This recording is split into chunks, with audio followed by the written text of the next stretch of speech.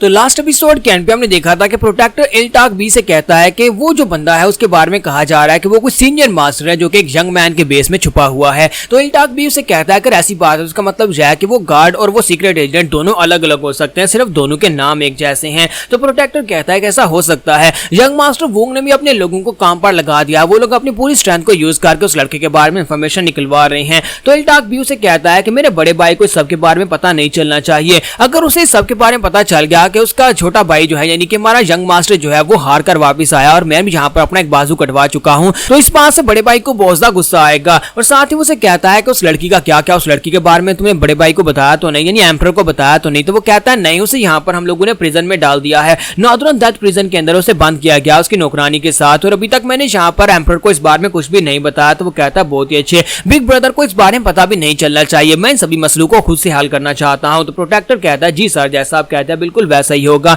तो इल्टाक भी कहता है कि बहुत ही जल्दी वो कमीना यहाँ पर जरूर आएगा, मछली मेरे जाल में फंसने वाली है, उसे यहाँ पर आने के बाद वो यहाँ पर जिंदा बचकर वापस नहीं जा पाएगा। साथ ही वो अपने प्रोटेक्टर से कहता है कि मैं चाहता हूँ कि प्रिंसेस हॉर्योंग के बारे में इंफॉर्मेशन लीक करना स्टार्ट करो, सभी लोगों को पता होना चाहिए कि प्रिंसेस हॉर्योंग को यहाँ पर किडनैप करके रखा गया है। तो प्रोटेक्टर कहता है जी सर, यहाँ पर ऐसा ही होगा। और इसी के साथ इल्टाक भी कहता है कि बहुत ही जल्दी मेरा बदला पूरा होने वाला है, अब जब तुम यहाँ पर आओगे तो उसके बाद मैं अपने हाथों के साथ तुम्हें मारने वाला हूँ, तुम्हारी बॉडी के टुकड़े टुकड़े करूंगा, तुमने मेरा बाजू काटा तो मैं तुम्हारी पूरी बॉडी के टुकड़े करूंगा। और यहीं पर हमें हीवल एसोसिएशन के बाहर का सीन दिखाते हैं कि क्लिफ के ऊपर हमारा सांगू, वेव किंग और डेथ रीपर तीनों खड़े होते हैं और वो लोग वहां पर से नीचे की तरफ देख रहे होते हैं। तो वेव किंग कहता है कि यही हीवल एसोसिएशन है, बताओ कि तुम क्या करने वाले हो। तुम्हारा सांगू से कहता है बताओ कि तुम्हारा क्या प्लान था, क्योंकि तुम भी तो यहाँ पर प्रिंसेस को बचाने के लिए आने वाले थे। तो वेव किंग उसे कहता है कि मैं यहाँ पर पूरा दिन यहाँ पर रुक कर देखता, पूरी जगह को एनालाइज करता और रात के वक्त यहाँ पर से अंदर घुसता, यानी चुपचाप अंदर जाता, बहुत ही कम फाइट करता और प्रिंसेस को बचाकर कोई ना कोई तरीका ढूंढता, प्रिंसेस को लेकर बाहर आ जाता। जिसके लिए मुझे अंदर जाने के बाद पहले किसी ईवल एसोसिएशन के एक मेंबर को पकड़ना पड़ता, उसे पीट कर उसके पास से इंफॉर्मेशन निकलवानी पड़ती और उसके बाद प्रिंसेस की लोकेशन लेकर वहां पर से प्रिंसेस को ले आता।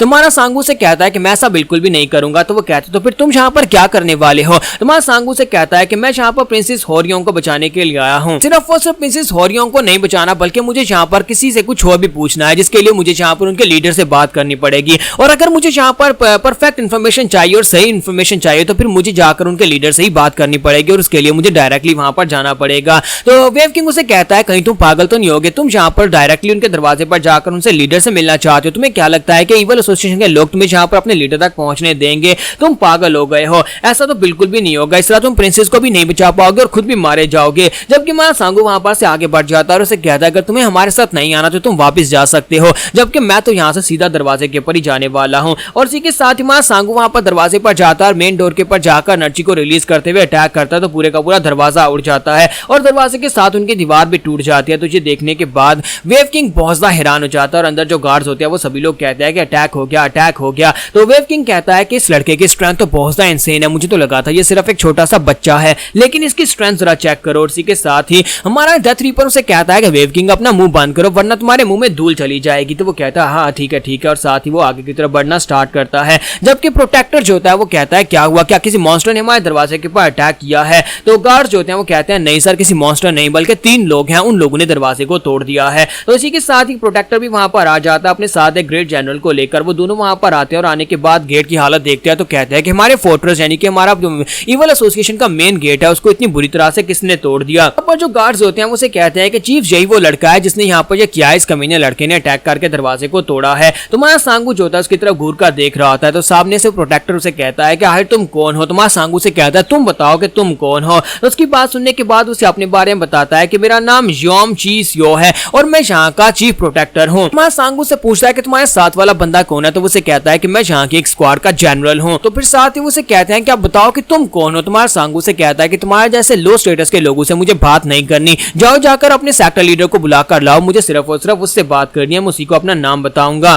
तो इसी के साथ ही प्रोटेक्टर चलाकर उसे कहता है कि तुम्हारी हिम्मत कैसे हुई यहाँ पर हमें ये कहने की हम लोग जाकर अपने मास्टर को यहाँ तुमसे मिलने के लिए बुला कर लाएं? तुम्हें नहीं लगता कि तुम्हें पहले यहाँ पर अपनी आइडेंटिटी बतानी चाहिए और अपने यहाँ पर आने का मकसद बताना चाहिए? तुमने यहाँ पर आकर हमारा दरवाजा भी तोड़ दिया। तुम्हारा सांगू से कहता है कि मुझे नहीं लगता कि मुझे यहाँ पर तुम लोगों से बात करनी चाहिए, जाओ जाकर अपने बॉस को बुला कर लाओ, तुम्हें यहाँ पर ये सब कुछ जानने की जरूरत नहीं है। प्रोटेक्टर उसे कहता है कि मुझे ये बताओ क्या तुम लोगों ने यहाँ पर हमारे गेट को ही तोड़ा है? तुम्हारा सांगू से कहता है क्या तुम्हें दिखाई नहीं दे रहा? हाँ मैंने यहाँ पर तुम्हारे गेट को तोड़ा है। तो तुम यहाँ पर अपनी पूरी ईवल एसोसिएशन की बिल्डिंग्स का यही हाल नहीं नहीं देखना चाहते तो जल्दी से जाओ, जाकर अपने बॉस को बुला लाओ, क्योंकि मैं यहाँ पर ज्यादा वेट नहीं कर सकता। और इसी के साथ प्रोटेक्टर उसे कहता है कि हमारे म्यूजियम में यानी कि इस पूरे के पूरे कॉन्टिनेंट में गन पाउडर का यूज करना मना है। एम्परर ने गन पाउडर यूज करने पर पाबंदी लगाई हुई है, फिर तुम यहाँ पर गन पाउडर को यूज करके कानून की खिलाफवर्जी कैसे कर सकते हो? आज तुम्हारी हिम्मत कैसे हुई यहाँ पर गन पाउडर यूज करने की? तुम्हारा सांगू से कहता है कि गन पाउडर, तुम्हें लगता है कि तुम्हारे इस बेकार से गेट को तोड़ने के लिए मुझे गन पाउडर की जरूरत पड़ेगी? और साथ ही हमारा सांगू वहां पर ग्राउंड के ऊपर पांव मारता है, जिसकी वजह से उसका प्रेशर रिलीज होता है।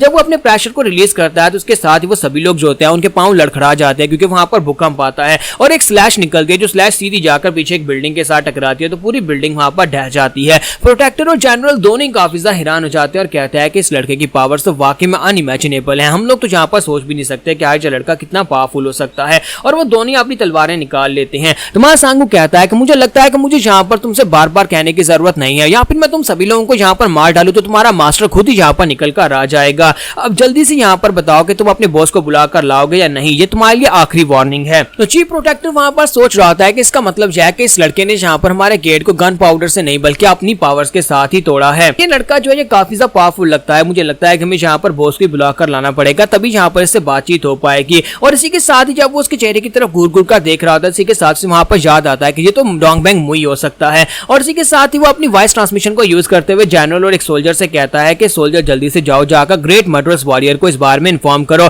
उसे कहो कि डोंगबैंग मुई यहाँ पर दरवाजे के ऊपर आया है। मैं चाहता हूँ कि जल्दी से जल्दी जाकर उसे बुलाया जाए, जाकर उससे पूछो कि आगे क्या करना है। और इसी के साथ ही वो जनरल से भी कहता है कि मैं इस लड़के की आइडेंटिटी जानता हूँ। तो जनरल उसे कहता है कौन है ये लड़का? तो उसे कहता है क्या तुम्हें याद है कुछ अर्सा पहले, तकरीबन 2 साल पहले हमारे मास्टर इल्टाक बी का एक बाजू काट गया था। वो एक इंटरनल एजेंट के साथ फाइट करते वक्त उनका एक बाजू कटा था। ये वही लड़का है, जो वही सीक्रेट एजेंट है नंबर 19 जिसने उनका बाजू काटा था। साथ ही तुम्हें याद होगा कि हमारे यंग मास्टर वोंग जो है वो भी यहाँ पर फाइट में पार्टिसिपेट करने के लिए गए थे ड्रैगन मिलिट्री कॉन्फ्रेंस के लिए, लेकिन वो भी वहां पर से वापस आ गए क्योंकि रास्ते में उनके किसी के साथ फाइट हुई थी। ये वही लड़का है, ये वही गार्ड डोंगबैंग मुई है। तो ये बात सुनने के बाद जनरल भी काफी ज्यादा हैरान होता है, कहता है कि ऐसा कैसे हो सकता है। और साथ ही वो उसे बताता है कि इसके साथ जो राइट साइड के ऊपर खड़ा है वो वेव किंग है, वो एक बाउंटी हंटर है, और उसकी दूसरी साइड के ऊपर डेथ रीपर है, जिसे यहाँ पर किंग ऑफ डेथ को मारने के लिए भेजा गया था। जनरल उसे कहता है लेकिन ये लोग यहाँ पर हमारे दरवाजे के ऊपर आकर हमें गुस्सा दिलाने की कोशिश क्यों कर रहे हैं, उन्होंने हमारा दरवाजा क्यों तोड़ा है? प्रोटेक्टर उसे कहता है कि मुझे पता है कि ये लोग यहाँ पर क्यों आए होंगे, क्योंकि ग्रेट मर्डरस वॉरियर का जब बाजू कटा था पिछले 2 साल से बहुत ज्यादा गुस्से में था,